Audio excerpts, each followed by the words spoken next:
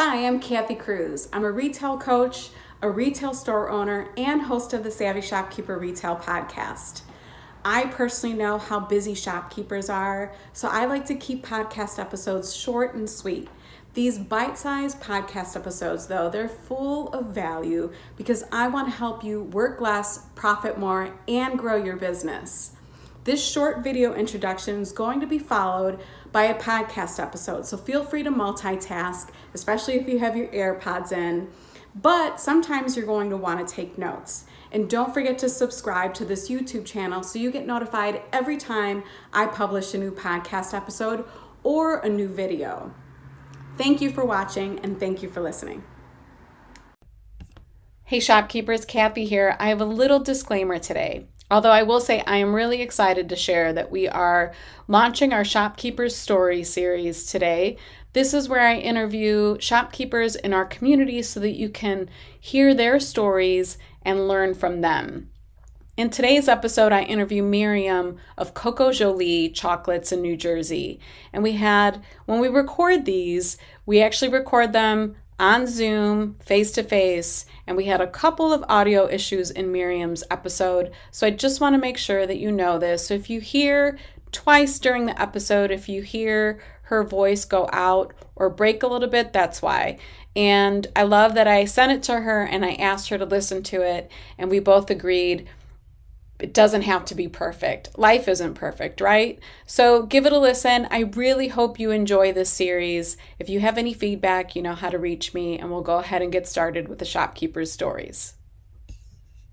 Welcome to the Savvy Shopkeeper Retail Podcast. I'm your host, Kathy Cruz. I'm really happy to announce today that the Shopkeeper Story series is back. Last year, I interviewed 4 shopkeepers from the Savvy community. They were all Master Shopkeepers members, and I'm just really happy to say that I have 4 more interviews coming up this month. And today, I'm extremely happy that I have Miriam Geidelman. Am I saying that correctly? Gittleman, very close. Gittleman. Oh, I thought I had it right.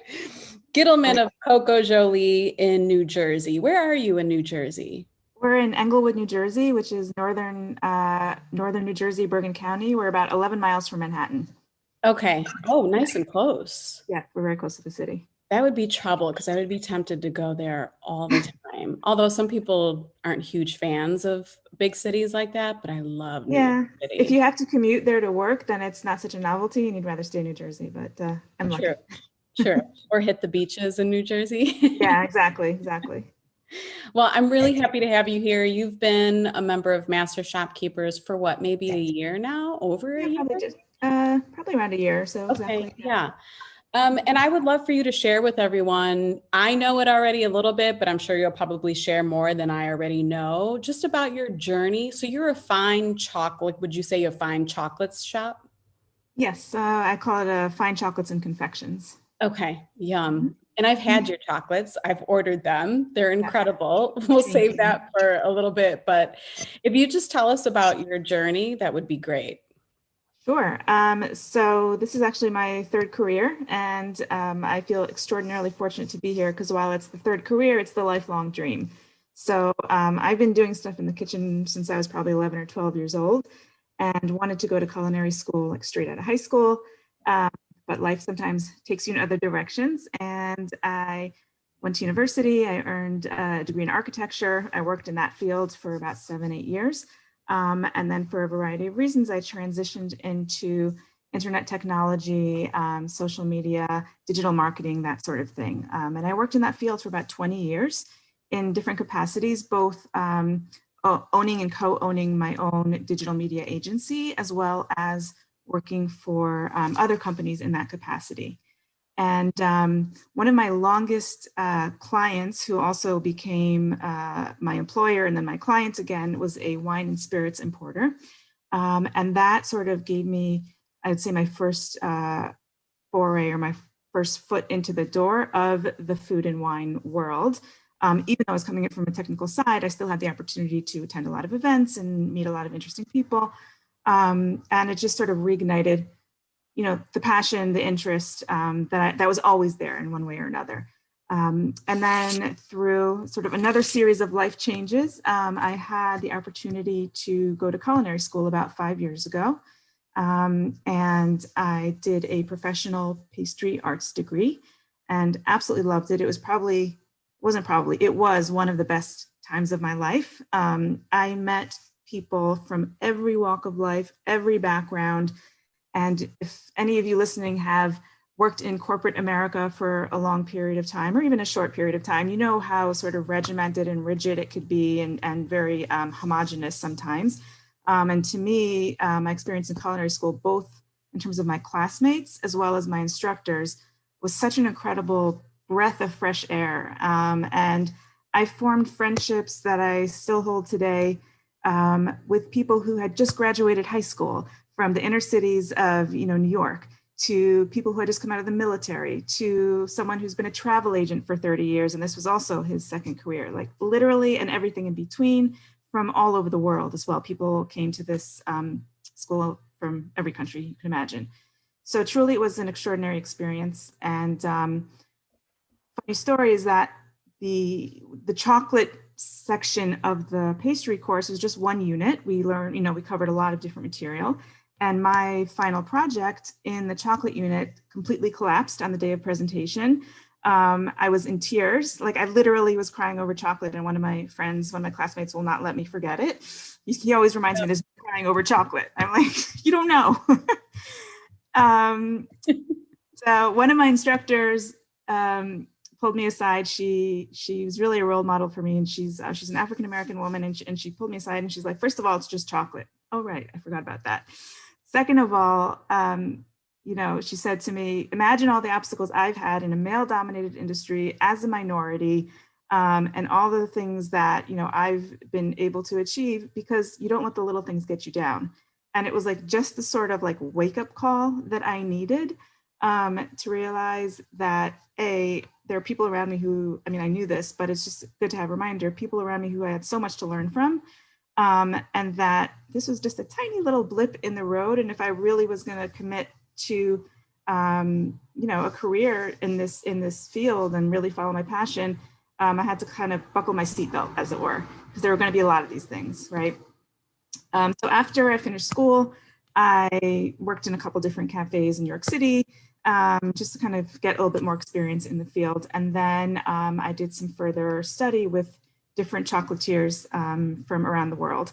And from there, I just started making stuff at home, giving it to friends and family. Eventually people said, oh, you should sell this. And I'm like, well, if you'll pay me for it, sure, why not, And then so about 3 years ago, I started renting commercial kitchen space from a catering company, started selling just through the website, pop-up shops, farmers markets. And then about a year and a half ago, we moved to our current space, which was formerly a shoe store. So we built out our chocolate production kitchen in the back. We have our retail brick and mortar storefront in the front. And despite all the ups and downs, we're still here. So that's the short version. Well, it's so hard. I know, like, these episodes are 20, 25 minutes, and it's so hard because so many of us have lengthy backgrounds. Sure. You spent 20 years in a career. That's a long time. And so did I. So I get it. It's so hard to condense it into a few minutes. But of course, I have so many questions, and I just want to point out one thing that you said, because I wrote it down. You probably see me here taking notes, but it's because I don't want to forget some of the important things that you say or some of the things that I want to ask. Mm-hmm. But I love this quote. You said, it's my third career, but it's the lifelong dream.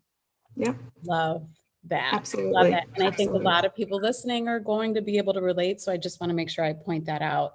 Thank you. And so how many years have you been open? You just probably said, is it 3 years since you've been open, the brick and mortar? So it is 3 years since I started the business, just about. I started in May 2018, and then we moved to our current location in August of 2019. Okay. So, yeah. And I just want to point out too that you're doing this, and you've done all of this with a family too. You're married, you have children. Yes. How many kids do you have? So all together, our blended family, we have 5 kids.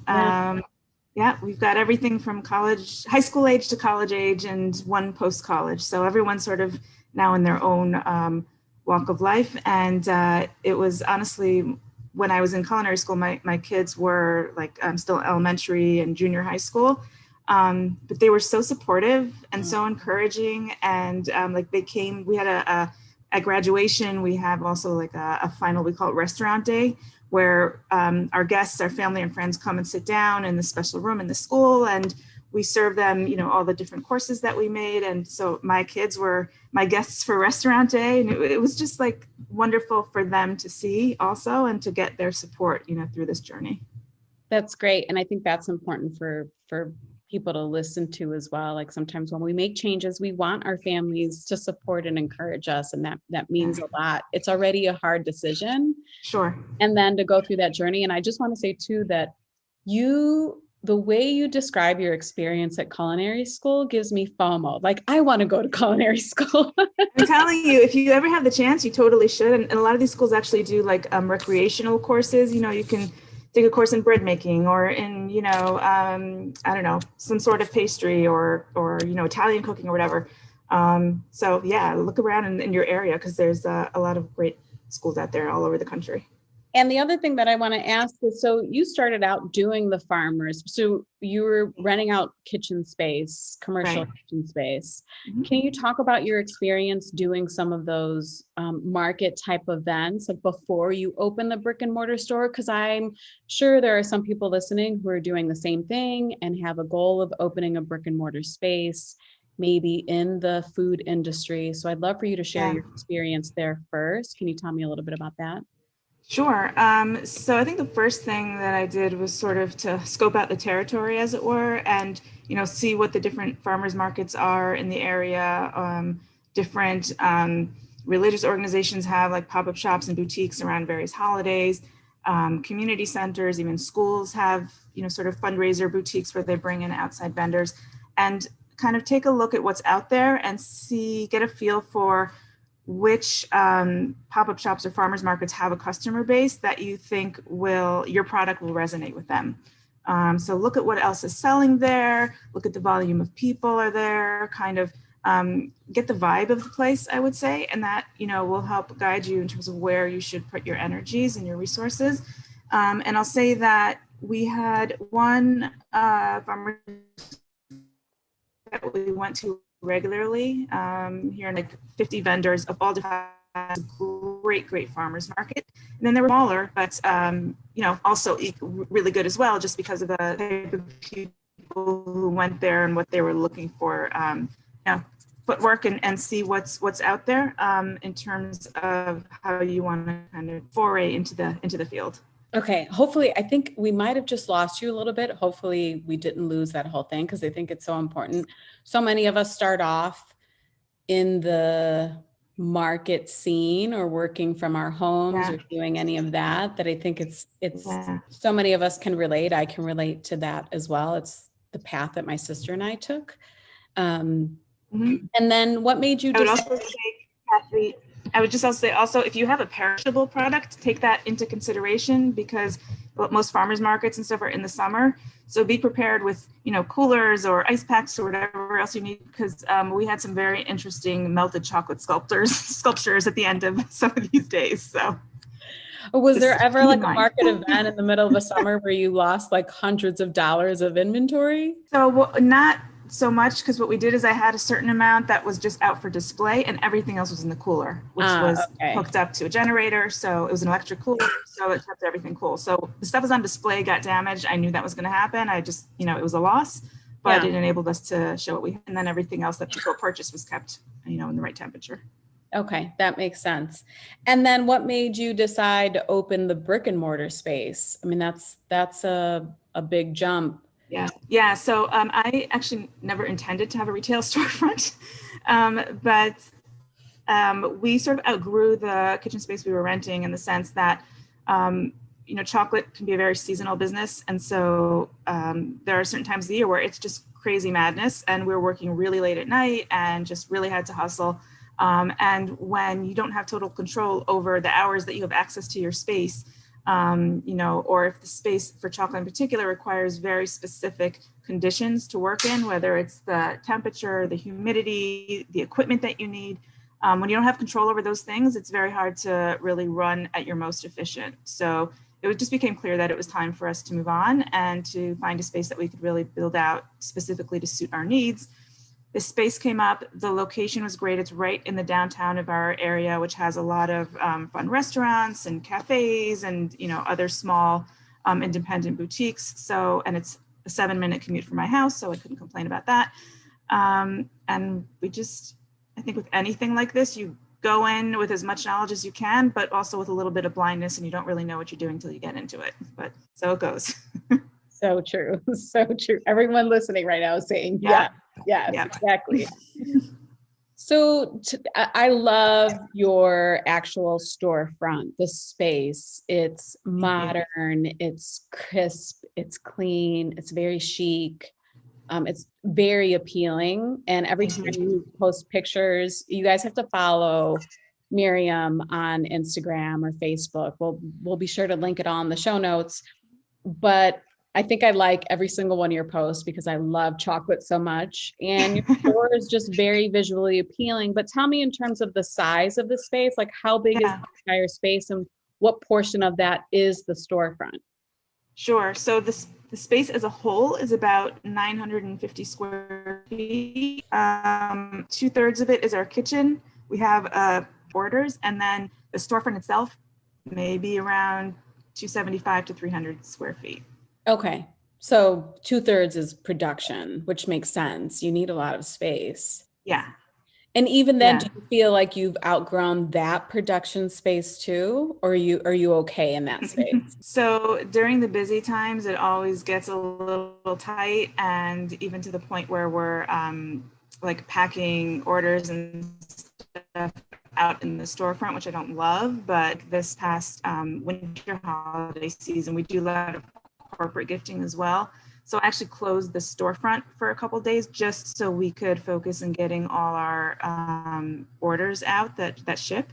And I mean, we had boxes literally piled almost to the ceiling, like, you know, 6 rows deep. So it was cuckoo. But normally we're fine, but there are definitely times where I'm like, oh man, I really wish we had some more space. I could bring in another, you know, piece of this type of equipment. We could make our production faster. And it's something actually that I've been wrestling a lot with this year in terms of scaling the business. You know, do we invest in additional equipment? Do I bring on another person? Is that really in the long term gonna help us? And I don't really have the answer to that yet exactly. But you know, day by day and sort of trying to be conservative about it, especially in this crazy year that we've all had, not to do anything that's really going to jeopardize us. So. Yeah, so that leads to, well, I have one question that I want to make sure I don't forget about. I mean, you came from a digital marketing world and in that for 20 years. Has that helped you with your business now? I know from conversations that you and I have had and from being in Master Shopkeepers as long that you're really knowledgeable in that field, but has that helped you, or does that just kind of get pushed to the back because there's production and there's everything else going on and you're like, I don't have time for this marketing stuff? Sure. No, it definitely helped me. It helped me, first of all, because I've owned businesses before. They've been service-based, which is totally different from a product-based. So there's a lot of stuff I didn't know before, but just having that experience working with clients, working with customers, how to, you know, price things. One of my former partners and I used to say we had this thing called pain money when we did an estimate for a project. We would sort of get a sense of what the client was like, and if we could see that they were going to be like difficult or just really challenging or draw things out, we would tack on between he and I, we would call it pain money, which we knew was like just to cover our bases a little bit because things were going to be a little bit more challenging. So those kinds of little lessons, you know, that I've learned from previous companies that I owned definitely have been helpful. In terms of the actual marketing, it's been helpful, kind of bigger picture, but the technology changes so quickly and all the different features. And, you know, when I was doing it, Instagram was like, oh, that's interesting. What's that? You know, then came Snapchat, then came TikTok, then like it just exploded beyond what I worked in terms of like what I actually got my hands dirty in. So now I really look to other people for their expertise on those kinds of things. but I have a general sense kind of how I want our social media to portray us, how I want to leverage it. So it's a combination of my knowledge and asking today's experts, what their recommendations are and how we should proceed. Ah, love that. That's such a great point. Like, and the other thing too is like your zone of genius is chocolates and coming up with new flavors and doing all of that. And that's Right. probably where you want to focus. So you'll Yeah, delegate the rest. That makes sense. definitely. Definitely. And then I want to go back to the whole scaling conversation. Would you consider yourself, or were you a one woman shop for a long time? Um, Technically, no. I think I was a one woman shop for maybe the first 6 months. Okay. I brought someone else on with chocolate experience. This is still when I was in the kitchen space that we were renting. So I had someone helping me there. I brought my husband in who works in the financial industry, taught him how to pipe ganache into chocolate molds, like basically whoever I could pull in those crazy times. But when we moved here to this space, I mean, I've had people with me pretty much since the first day we've been here. It's changed, it's up and down. I will say that one of the best things that I did in terms of building my team, I last summer I started teaching small group chocolate making classes. And in addition to, my paying customers, I did some classes for our local high school kids just for free, just as kind of a service to the community. And honestly, I got much more back from it. I got much more out of it than probably what I gave. I met such incredible, high schoolers, teens from our area, and I actually ended up hiring 4 of them. And they are the most phenomenal, hardworking, fun, smart, like just an inspiring group of young women. And they're with me 4 days a week in the afternoons, and I love them to death. I tell my husband I want to adopt them, but their parents wouldn't be too happy. So. I've really enjoyed watching that part of your story and seeing when you post about them on Facebook. I'm sure that was probably felt like, maybe I shouldn't assume, maybe felt like a heavy, I don't know, task is to onboard them and train them and get all of that done. And then there's the weight of, managing them and all of that. But Yeah. I've enjoyed watching that, and I can tell how much you enjoy it. Maybe that's why it makes me happy. So I want to kind of shift here and talk about your revenue streams, because you talked about corporate accounts. I know I order from you online, from your Mhm. online shop. You have the storefront. You teach classes. I know you teach classes online. Mhm. So what are all the different ways that your business generates revenue? So even though we have the brick and mortar, I would say about 65 to 70% of our business is still e-commerce. And that is how we started the business. So we kind of got a really good foot in the door there and built up that foundation. And so the brick and mortar storefront is probably, you know, 80%, or I'm sorry, and the other 25%. And then whatever's in the middle is going to be the classes that I teach, some wholesale accounts. I actually cut back a lot on the wholesaling, and I'm very particular and specific about who I work with and what I will sell wholesale. But that also includes working with event planners, caterers, doing specialty orders for, weddings, graduations, bar mitzvahs, things like that. So it's there's a lot of different streams. And last summer, kind of at the height of the pandemic, our business, like most people's, just really took a very big hit. And Kathy, you probably remember I posted in the group. I was like, I don't know what's going to happen. I'm not so sure we're going to last. Like, help me, guys. And everyone really rallied around and kind of really lifted my spirits and gave me that energy back. And that's when I started doing the classes, and that's actually what truly saved us.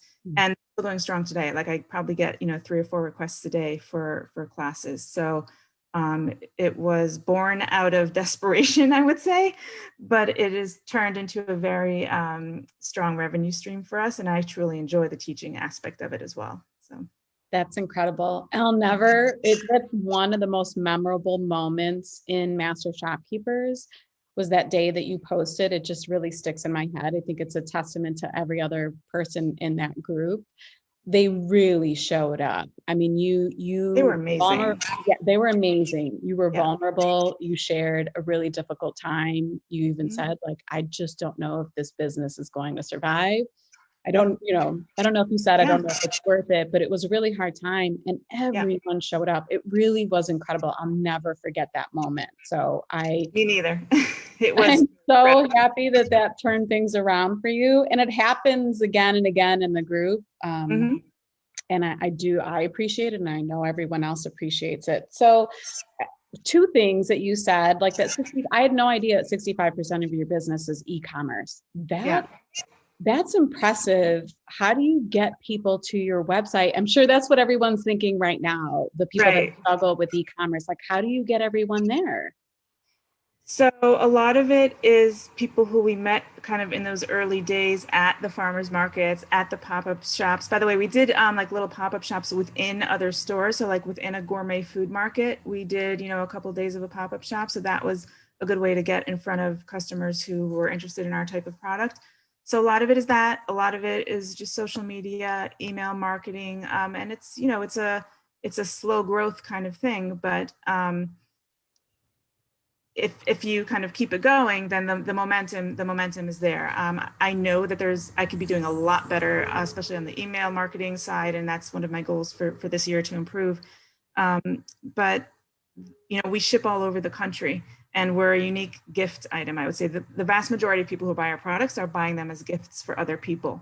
So that means kind of being really strategic about what dollars we do put behind marketing in terms of when, what time of year, what kind of messages we're presenting, how we're targeting it, whether that means on social media or email or even locally. I've tried to become more involved in our community, especially since my experience with the local teens, and that's given me a lot more visibility as well. So just participating, we're trying to get a community center up and running. So participating in those kinds of efforts locally just helps visibility. I've also partnered with other local business owners. So like there's a Pliables near me, which is, they make like the acai bowls and with all the fruit and all those yummy things. So, I partnered with them. I've partnered with a jeweler just to sort of help each other cross promote and encourage people to shop here in town. So it's a lot of different things. It's not like there's no one silver bullet. It's just like you kind of constantly have to be looking at all the different opportunities and grab them when you can. Yeah. And try them. And if you have Yeah. to shift or keep them, if they work really well, like the Yeah. online classes worked really well for you.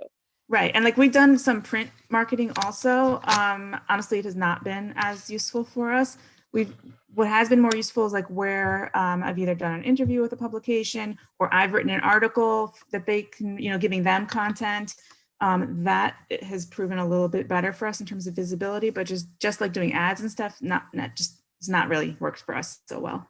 Yeah. It's like the collaborations and using your expertise Right. to bring Right. people in. The other thing too, I want to say is your chocolates are gorgeous. They Thank are you. gorgeous. Thank you so So much. I can see why it is a special gift. It's not Yeah. something that you would do daily maybe, but I could see why people would be drawn to like going to your website to send someone something that's really special because they are Thank special. you. Mhm. So before we go, I just want to ask, I mean, we talked about Master Shopkeepers a little bit, but can you share about your experience there, what you've enjoyed about being part of the group and why you've been part of it for as long as you have? Sure. So I actually don't even remember how I found you in the beginning, but I'm sure as heck glad that I did. I think most people have sort of been at one point or another part of different Facebook groups, whether it's business oriented or a personal interest or hobby or whatever. And however you did it, Kathy, you have cultivated the most wonderful group of, happen to be all women, although I know that's not the rule, but they are. Um, Supportive, inspiring, helpful, just fun. Some of us in the group, there are a few people who have these funny, witty senses of humor that I absolutely love. And Lord knows we could all use an extra laugh nowadays, but Sure. it's just you created this incredible community. That's really what I would say. It's a community of people who really lift each other up, support each other, and as small business owners, like you either have to be crazy to do this or be so super passionate that you can't imagine yourself spending your life doing anything else. And to be surrounded by others who have that same passion for whatever it is that they're working on or whatever it is that they do, is a daily inspiration. So it's an incredible place for us to have that you've created. I feel honored and so fortunate to be a part of it. And, you know, I do my best as often as I can. And I know I sort of come and go a little bit, but just to contribute where I can to support others the way I've been supported. It's just an incredible thing that you've built. So thank you. Yeah, no, thank you. It's all of you that really make up the group and the community and make it what it is. But I agree.